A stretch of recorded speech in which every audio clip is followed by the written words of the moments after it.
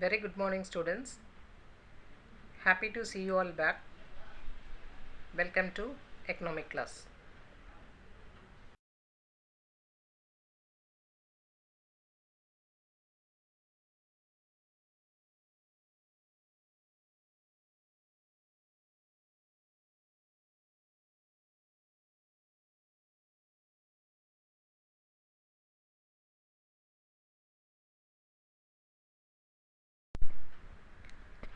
Let us now see part 2 of the lesson, Indian economy.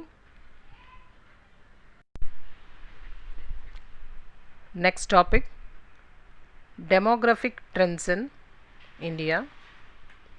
What is demography? Scientific study of the characteristic of population is known as demography. Studying about the population is called as a demography. The various aspects of demographic trends in India are size of population, rate of growth of population, birth and death rate, density of population, sex ratio, life expectancy at birth, literacy ratio. You will be learning about all this in detail. Let us now see the first trend of population, that is size of population. Over a period of 100 years, India has quadrupled its population size. That is, see, in 1901, our population in crores is only 23.84 crores. But see, in the year 2011, it is 121.02. When you take a statistical data in the year 2021, it would have crossed nearly 130. That is quadruple, doubled, more than that. In terms of size of population, India ranks second in the world after China, and very soon we will beat China and we will come to the first position. India has only about 2.4% of the world's geographical area and contributes less than 1.2% of the world's income, but accommodates about 17.5% of the world's population. If you take the entire world, India's land area is only 2.4%.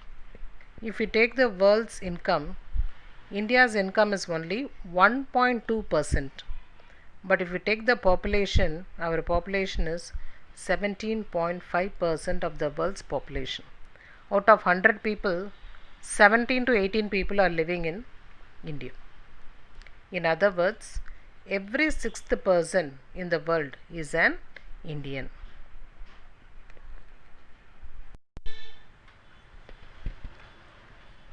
The combined population of just two states, namely Uttar Pradesh and Maharashtra, is more than the population of United States of America, the third most populous country of the world.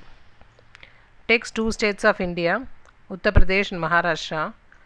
The population of Uttar Pradesh plus the population of Maharashtra is equal to the population of United States of America, and this United States of America has the third most populous country of the world. So imagine how much of population of India we have.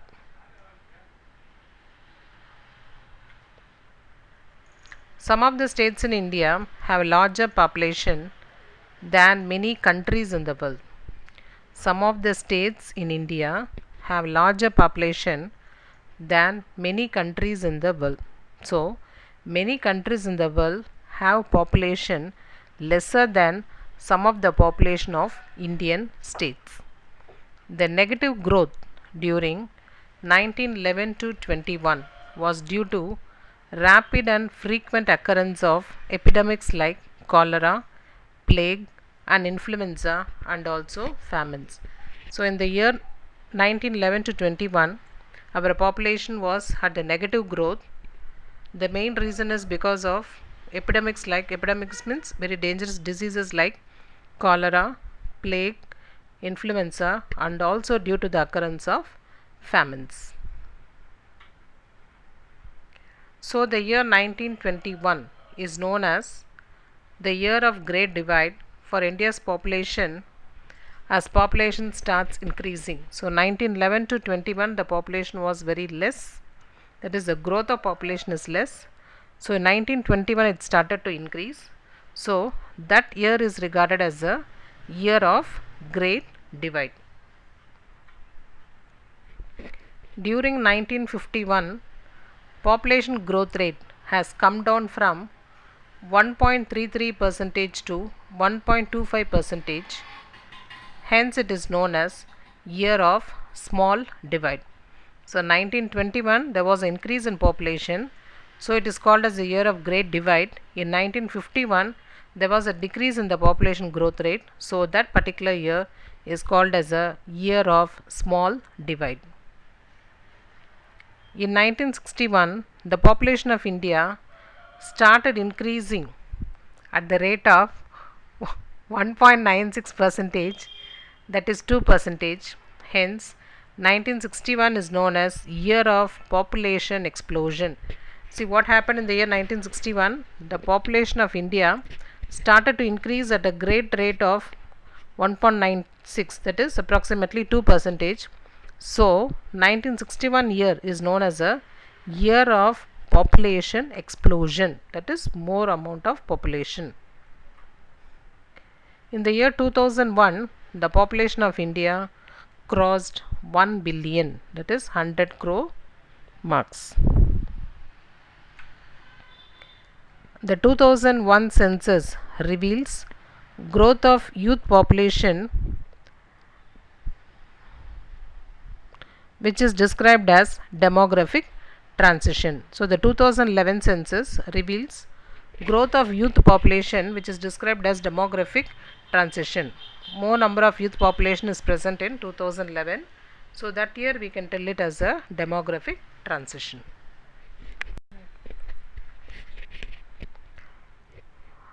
So next concept, birth rate and death rate.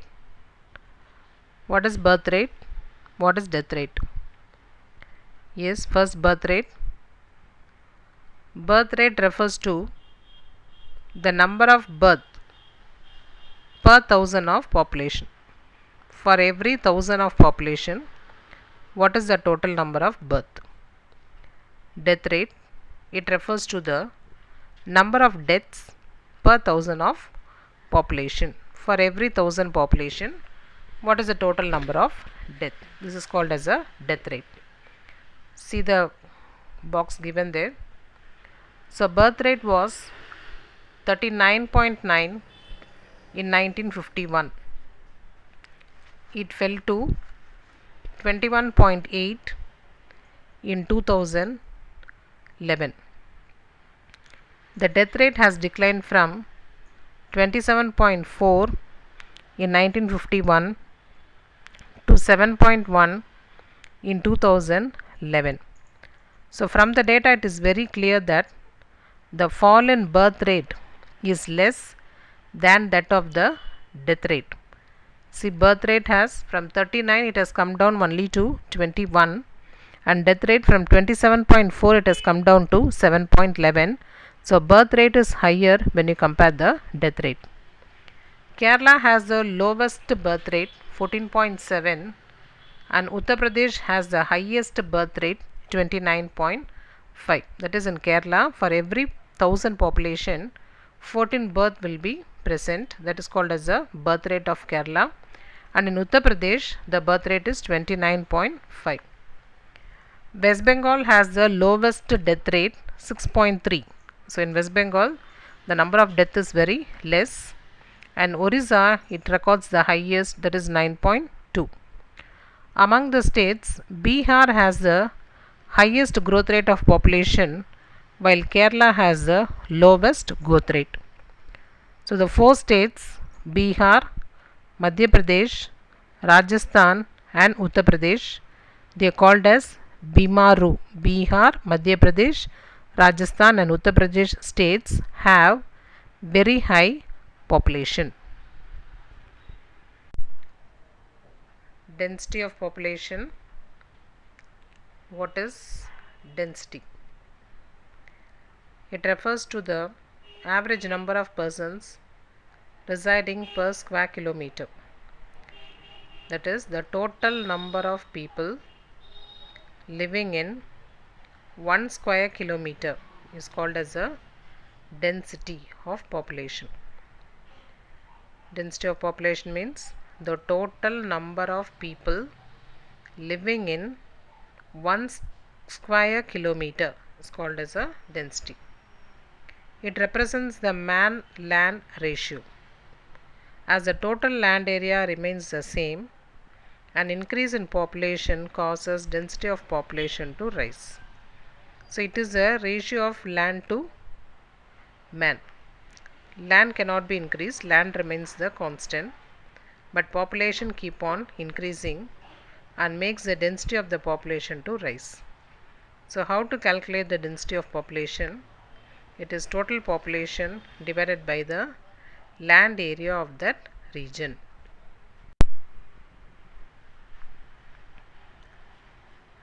Just before independence, the density of population was less than 100. That is, for 1 square kilometer, less than 100 people only were residing. But after independence, that is after 1947, it has increased rapidly from 117 in 1951 to 325 in 2001. So in 2001, for 1 square kilometer, the total number of people living was only 325. What happened in 2011 census? So according to 2011 census, the present density of population is 382. The pressure of population on land has been rising. Yes, population has been increasing day by day. Kerala, West Bengal, Bihar and Uttar Pradesh have density higher than India's average density. So these 4 states have higher density than India's average density. Bihar is the most densely populated state in the country with 1102 persons living per square kilometer, followed by West Bengal with 880. So in Bihar, in 1 square kilometer, nearly 1102 persons are living.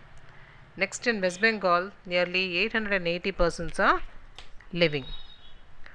Arunachal Pradesh has low density of population of only 17%. See the density of Arunachal Pradesh, it is only 17%. That is, it is a mountainous area, so the people living there is very less. So only 17 people are living for 1 square kilometer. Yes, next topic, sex ratio. That is number of females per 1000 males. So what is sex ratio? It refers to number of females per 1000 males. For every 1000 males, there should be a either equal or less or more than female should be there. But in India, always the female ratio is very less due to various reasons.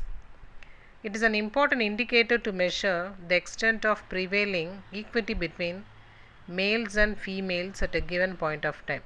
So this sex ratio is an important indicator for us to understand the number of males and females at a given point of time in a particular area. In India, the sex ratio is more favorable to males than to females. That means male population is more in India than the female population. Only in few states, not even few, 1 or 2 states, not even one state, Kerala, the adult sex ratio is 1084 as in 2011. That is in Kerala, the male ratio is, male population is less when compared to the female. For every 1084 female populations are there. Haryana has the lowest sex ratio of 877. In the year 2011, for every 1000 male, only 877 females were there. Kerala provides better status to women as compared with 1084 females per 1000 males. That is, Kerala is having a highest female population than the male population from the entire India. See the chart given there. In the year 1951, the number of females per 1000 male is 946. In 2001, it has still declined to 933. In 2011, it has increased to 940. Can you tell me the reason for this decline in the female population? Yes, most of the parents, they prefer only male child. So what they do, when it is in the womb itself, they will be killing the female child, or even after giving birth, they do not want to bring up the female child and they will be killing them. Even in some of the remote villages of India, this is still in practice. We have to avoid it. Next demographic trend is life expectancy at birth. It means for how many number of years does a human being live or a man live. So it refers to the mean expectation of life at birth. So from the date of his birth, how long a person is living, that is called as the life expectancy of birth. Life expectancy has improved over the years. So you can see the chart given there. See, in the year 1951, the male is living only for the year of 32.5 and the female at the age of 31.7, overall 32.1. So at 1951, when the people reach 32 years, they will be dying. See, in the year 2011, it has increased to 63.5. So life expectancy is low. When it will be low? When the death rate is high. When the death rate is high, more persons will be dying very soon, and so the life expectancy will be low.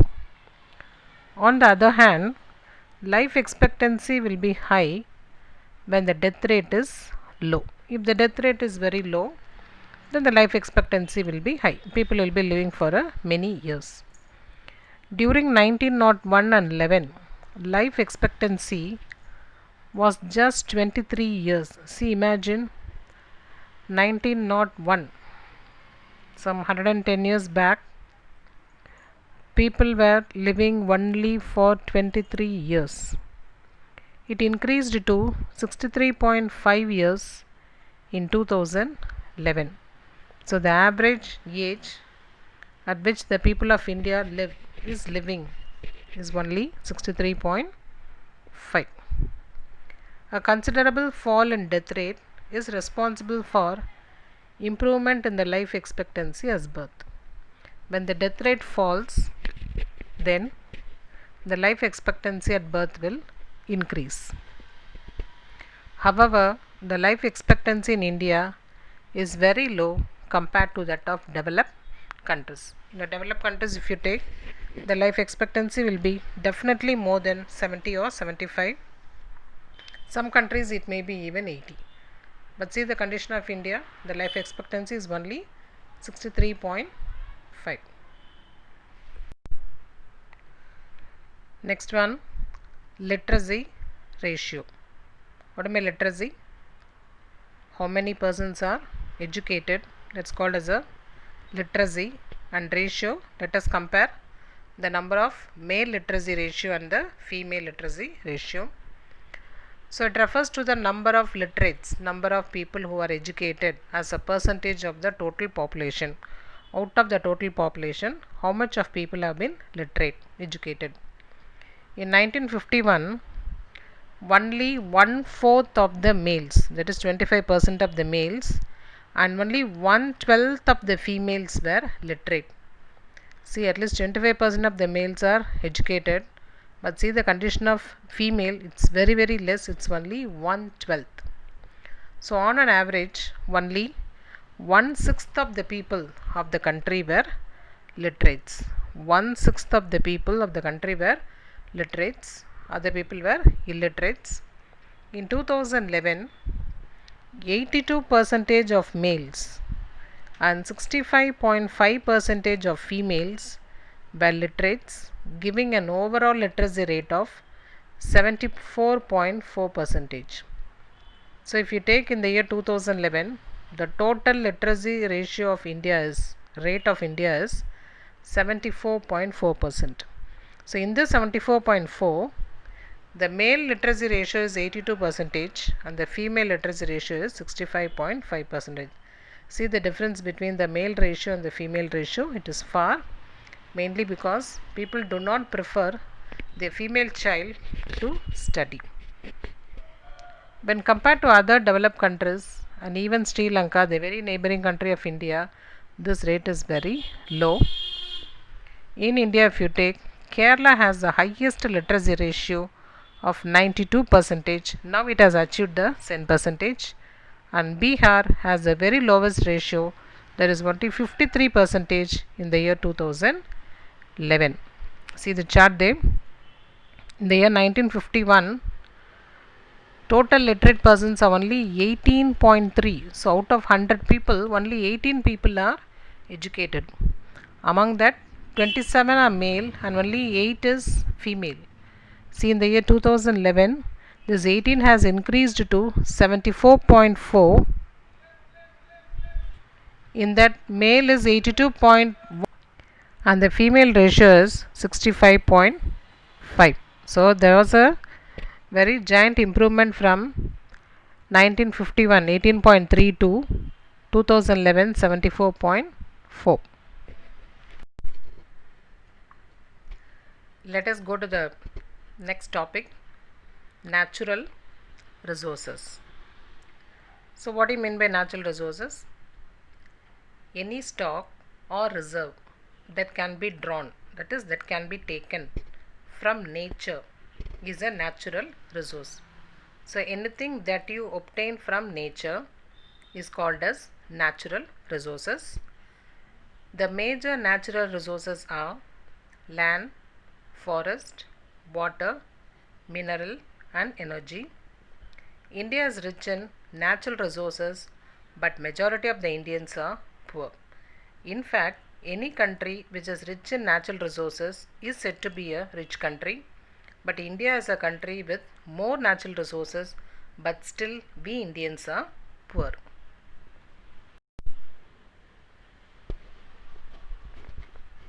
Types of natural resources. There are two types of natural resources, renewable resource and non-renewable resource. What do you mean by renewable resource? Resources that can be regenerated or obtained in a given span of time are called as renewable resources. Non-renewable resource, resources that cannot be regenerated, that is, that cannot be obtained again. Say any resource which can be obtained, where there is a possibility of getting again and again, that resource is called as a renewable resource. Where it is not possible is called as a non-renewable resource.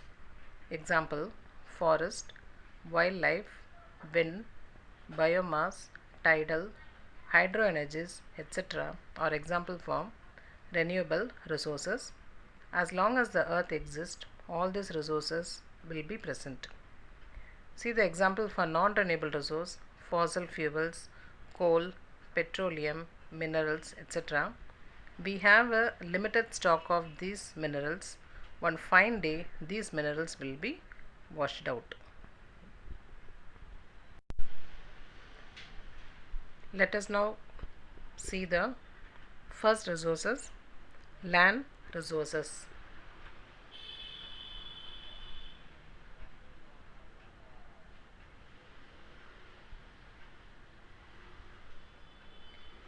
In terms of area, India ranks 7th in the world with a total area of 32.8 lakh square kilometer. Yes, India's ranking in the world is 7th with a total area of 32.8 lakh square kilometer, 7th largest country in the world. It accounts for 2.42% of total area of the world. If we take the entire world, India's land portion is only 2.42 percentage. In absolute terms, India is really a big country. However, land-man ratio is not favorable because of the huge population size. Our land area is 2.42 percentage. It's quite big only. But the land-man ratio is not favorable because India has a huge population. According to agricultural census, the area operated by large holdings, that is 10 hectares and above, has declined nowadays, and area operated under marginal holdings less than 1 hectare has increased nowadays. So this indicates that the land is being fragmented, that is divided and become ineconomic. That means the output coming from this fragmented land will be very less because we cannot use the modern use of technology. Next resource, forest resources.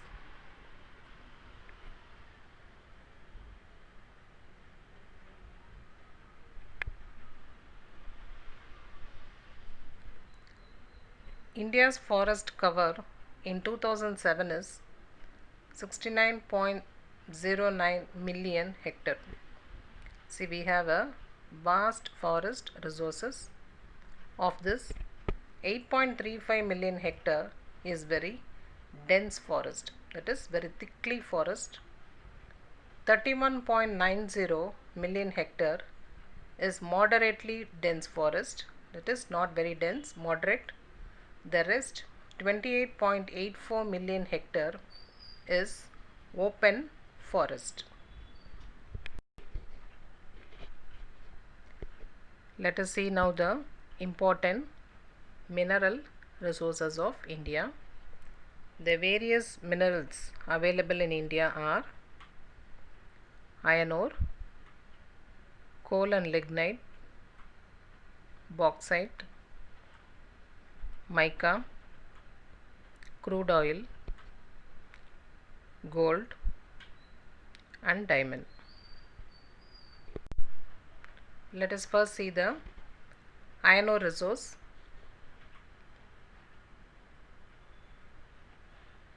India possesses high quality iron ore in abundance. In India we have a very good quality of iron ore. The total reserves of iron ore in the country are about 14.630 million tons of hematite and 10,619 million tons of magnetite. These two are the two different types of iron ore. Hematite iron is mainly found in Chhattisgarh, Jharkhand, Odisha, Goa and Karnataka. The major deposit of magnetite iron is available at western coast of Karnataka. Some deposits of iron ore are also found in Kerala, Tamil Nadu and Andhra Pradesh. So India possesses a high quality iron ore. The two types of iron ore, both hematite and magnetite, are found in India.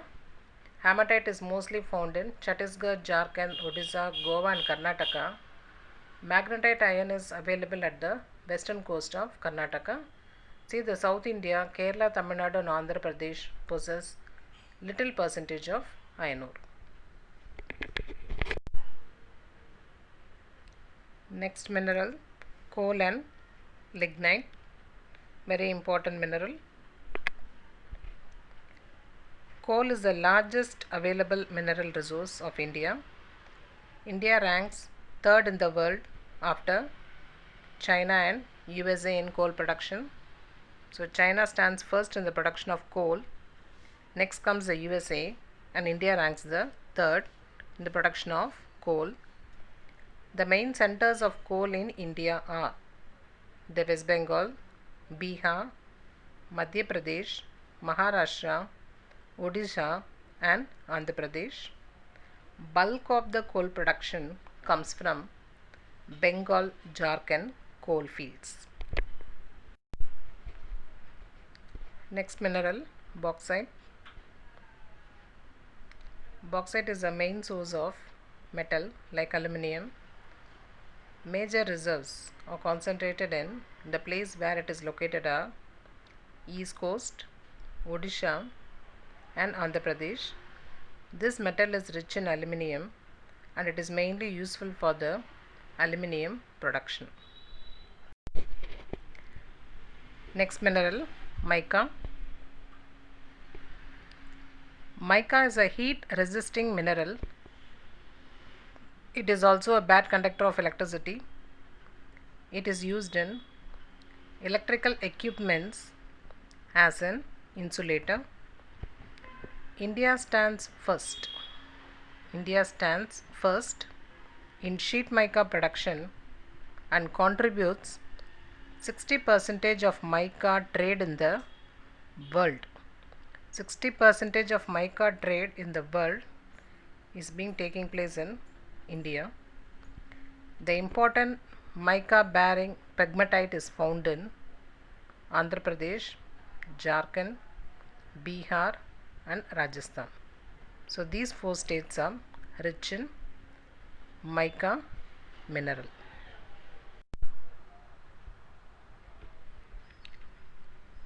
Next, crude oil. Crude oil is being explored in India at many places of Assam and Gujarat.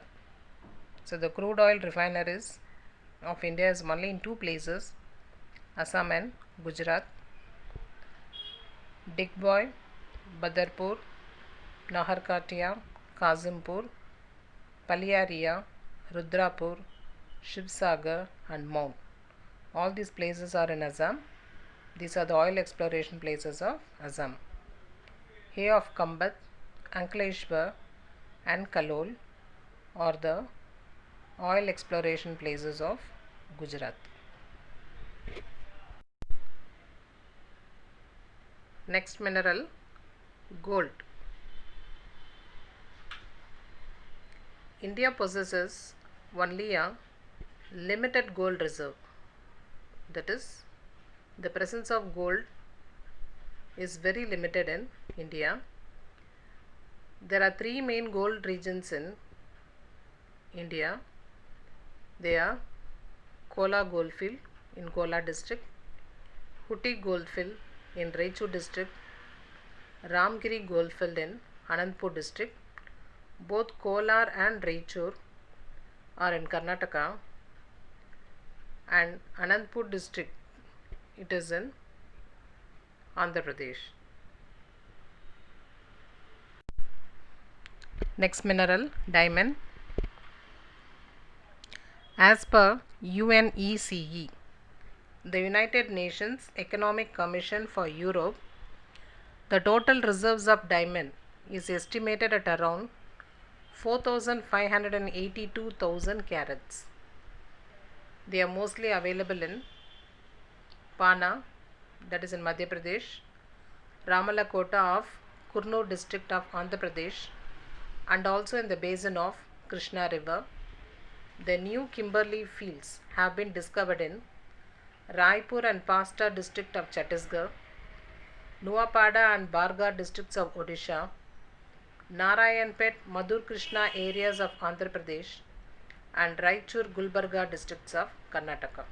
So these are all the places in India where you can find the reserves of diamond. Next topic, infrastructure. Infrastructure is the basic facilities and installations that help a government run. Infrastructural development means the development of many support facilities. These facilities are divided into 2 types, economic infrastructure and social infrastructure. Economic infrastructure supports economic activities. Social infrastructure supports social services. Some of the economic infrastructures are transport, communication, energy, irrigation, monetary and financial institutions. Some of the social infrastructures are education, training and research, health, housing and civic amenities. Let us see one by one all the infrastructures. Let us now see economic infrastructure. Economic infrastructure is a support system which helps in facilitating production and distribution. For instance, if you take railways, trucks, post and telegraph offices, ports, canals, power plants, banks, insurance companies, etc., are all economic infrastructure of an economy. All these infrastructures help in the production of goods and services. So, economic infrastructure promotes all the economic activities of the country.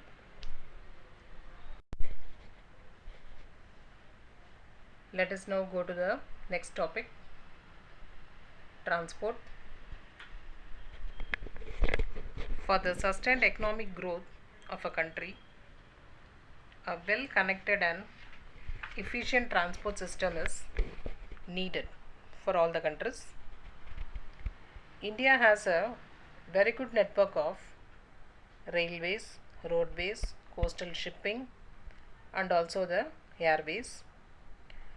The total road length of India is over 30 lakh kilometer. 30 lakh kilometer. India has one of the largest road networks in the world. In terms of railroads, India has a broad network of railroad lines, the largest in Asia and the fourth largest in the world. So, India's railroad has a broad network of railroad lines. It is the largest in Asia and the fourth largest in the world. The total rail route length is about 63,000 km. That is from Jammu and Kashmir to Kanyakumari. And of this, 13,000 km is electrified.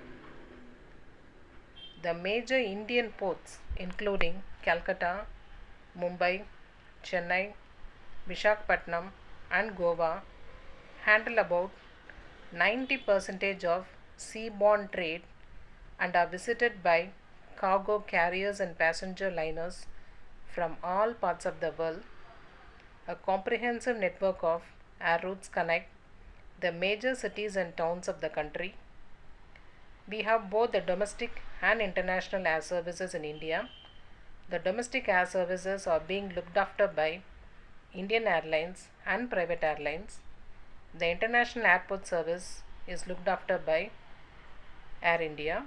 So, in India, we have all the four transport system, very good transport system of all the four means: roadways, railways, waterways and airways. This is one of the reason for the fast growth of our country.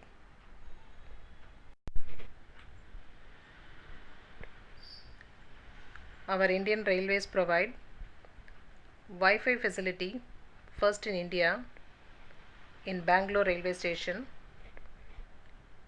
Air India and Indian Airlines were merged on August 27, 2007 to from National Aviation Company of India Limited. The National Harbour Board was set up in 1950 to advise the central and state governments on the management and development of ports, particularly minor ports.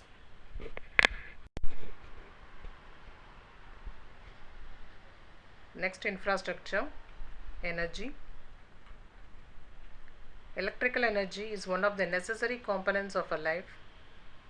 Without electricity, we cannot survive in this world of technology. These energy sources are classified into two heads based on the availability of the raw materials used while generating energy. The two types are non-renewable energy sources and renewable energy sources. Non-renewable energy sources. The sources of energy which cannot be renewed or reused are called non-renewable energy sources. The energy sources which you cannot get it back are called as non-renewable energy sources. These energy sources will get exhaust over a period of time. One fine day, these sources will get exhaust. Some of the examples of this kind of resources are coal, oil, gas, etc. Renewable energy sources. The energy source which can be renewed or reused again and again are called as renewable energy sources. These kinds of materials do not exhaust at all. Example for this kind of resources include solar energy, wind energy, tidal energy, geothermal energy, and biomass energy. Sometimes renewable sources are also called non-conventional sources of energy.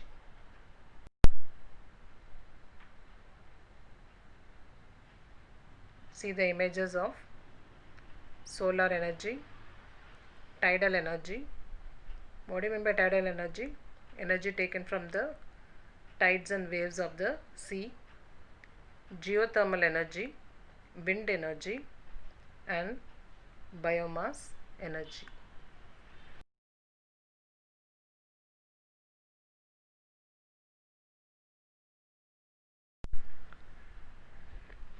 Social infrastructure.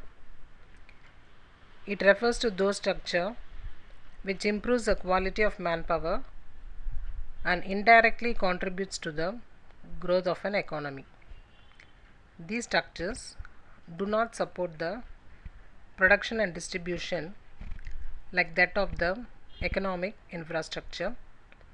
It helps in increasing the efficiency and the productivity of manpower. Some of the social infrastructures are schools, colleges, hospitals, etc. The status and developments in the social infrastructures in India are education and health.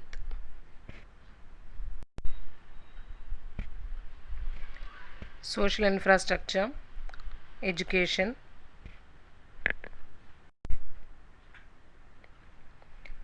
Education in India.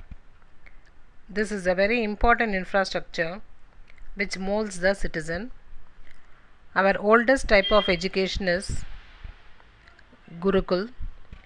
Students go to the learning center and learn from their gurus. Later, our economy flourished and opened many schools and colleges. The Ministry on Human Resource Development in India formulates education policy in India. Next, education system in India. Till 1976, education was the responsibility of the state government. Later, it was brought under concurrent list, that is, both center and state will take responsibility. Ministry of Human Resource Development decides the India's education budget. The education system in India consists of primarily 6 levels: nursery class, primary class, secondary level, higher secondary level, graduation, and post graduation. Education institutions in India. Our education pattern is 10+2. For higher education, both government and private institutions and universities provide a number of courses and subjects. The education department consists of various schools, colleges, and universities imparting education for the section of the society on fair means. 3% of GDP share is allotted for education, of which the largest portion goes to school. However, per pupil expenditure is the lowest for school students.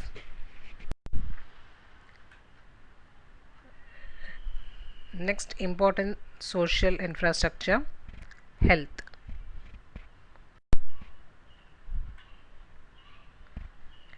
State government takes the responsibility of health in India. The Central Council of Health and Welfare formulates various health policies and projects. The administration of health industry in India, as well as the technical needs of the health sector, are the responsibility of the Ministry of Health and Welfare. There are many forms of healthcare in India. They are Unani or Galenic herbal care, homeopathy, allopathy, yoga, and many more. Each healthcare has its own treatment system and practice pattern. All medical systems are now under one ministry, namely Ayush, AYUSH. It's nothing but Ayurveda, Yoga and Naturopathy, Unani, Siddha, and Homeopathy. Healthcare services in India. The healthcare services in India are mainly the responsibility of the Ministry of Health. Health status is better in Kerala as compared to other states. Yes, it's very true. Compared to other developed countries, India's health status is not satisfactory. India's health status is poor when compared to Sri Lanka. Not only Sri Lanka but to all the countries. Let us now recollect the so far taken portion in this session. Yes, students, in this session we have seen the demographic trends in India. Under the topics you discussed about size of population, rate of growth, birth and death rates, density of population, sex ratio, life expectancy at birth, literacy ratio, all this we have discussed. Then we have seen the natural resources. What are the types of natural resource? Renewable resource, non-renewable resource. And next we have seen the land resource and forest resource. Next we have seen all the important mineral resources that are available in India. In that we have discussed iron ore, coal and lignite, bauxite, mica, crude oil, gold, diamond, etc. we have seen. Then we have seen the important topic, infrastructure. The two types of infrastructure, economic infrastructure and social infrastructure.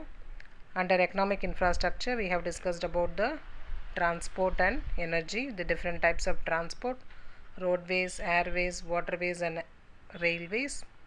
And next the energy, the different types of energy, solar energy, wind energy, tidal energy, geothermal energy and biomass energy. In the social infrastructure topics we have discussed about two concepts, education and health. Under education we have discussed about the education system in India and the education institutions in India. Under health we have studied about the health in India and also the healthcare services in India. I hope you have understood all these concepts in a very clear manner. Lesson is not yet completed, students. Such a big lesson. We can see it in the next part. Thank you, students. See you in next class.